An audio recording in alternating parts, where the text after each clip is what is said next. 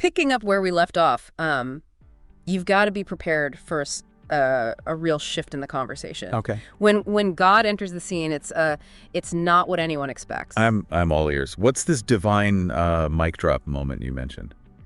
Well, it's less of a mic drop and more like God taking Job on a cosmic road trip. Yes. Instead of directly addressing Job's suffering or answering those burning why questions, God throws a curveball. Wait, what? He just ignores the elephant in the room? Yeah. That doesn't sound very comforting. Not ignores, more like redirects. Right. God starts asking Job a barrage of questions about creation. Okay. Where were you when I laid the earth's foundation? Do you know the ordinances of the heavens? Okay. It's a powerful display of knowledge and creative power meant to make Job rethink his entire perspective. Okay, I think I see where this is going. It's like God is saying, you think your problems are big. Look at the scope of what I manage every single day. You got it. God shifts the focus from human suffering to divine majesty. He describes the vastness of the cosmos, the intricate workings of nature, even the incredible power of creatures like Behemoth and Leviathan. So instead of explaining himself, God is basically saying, I'm God, you're not. Trust that I know what I'm doing. But isn't that a bit harsh? Couldn't that make Job feel even smaller and more insignificant? It's not just about asserting authority, though I can see how it could feel that way. It's more about revealing a reality that's far too deep and complex for Job with his limited human perspective to grasp. It's like trying to explain astrophysics to a toddler. So is God asking Job to, like, blindly accept things? Or is there a deeper message here about faith? It's more nuanced than blind acceptance. Okay. God is inviting Job to have faith in the bigger picture, even when the individual pieces feel confusing or unfair.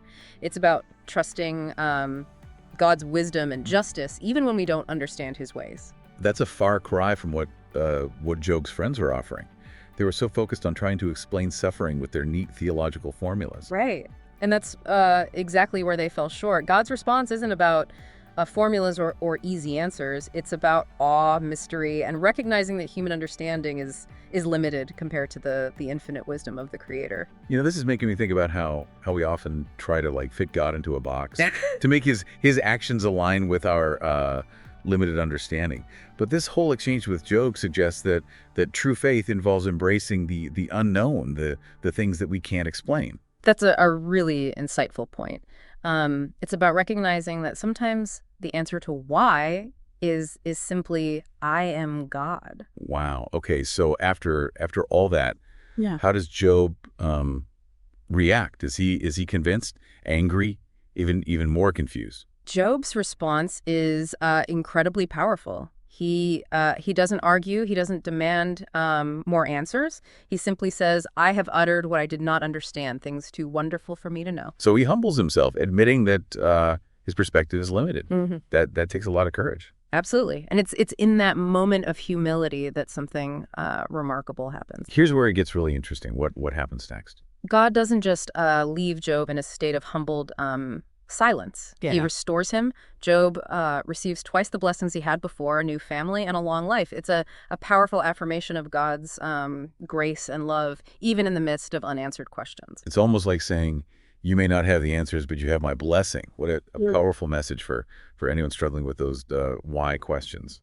Exactly. The book of Job isn't a neat and tidy answer book. It's an invitation to wrestle with the mysteries of faith, to trust in God's goodness, even when things are difficult and we don't understand. So even though Job never gets a clear-cut explanation for his suffering, he ends up experiencing God's faithfulness and blessing in an even greater way. That must have been a real turning point for him. It was, and it highlights an essential truth. Suffering and blessing can coexist. Right. Faith doesn't mean a life free of hardship. It means trusting in God's presence and ultimate purpose, even in the midst of difficulty. We've covered Job's experience and God's dramatic entrance, But there's still one loose end. What happens to Job's friends?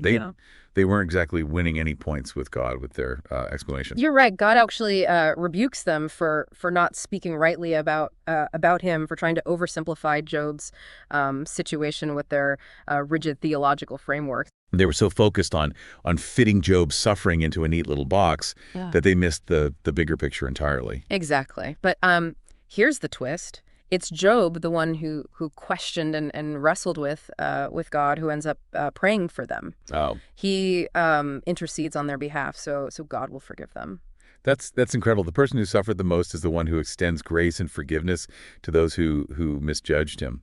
Talk about taking the high road. It's a powerful example of how suffering, when processed through faith, can lead to empathy and compassion for others. It challenges us to look beyond our own pain and extend grace even when it's difficult. This whole discussion is making me rethink my own approach to suffering, both my own and that of others. It's easy to try to find quick answers and explanations, but sometimes the best response is just listening, empathizing, and acknowledging the complexity of the situation. You've hit on a key takeaway from the book of Job. It reminds us that faith is a journey, not a destination. It's about trusting in God's wisdom and goodness, even when we don't have a map or a clear understanding of the path. So we've journeyed through Job's pain, the flawed attempts at comfort from his friends, and God's awe-inspiring display of power and creation.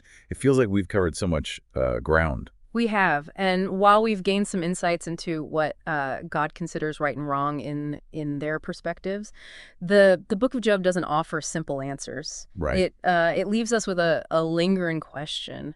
How do we reconcile human suffering with a just and powerful God?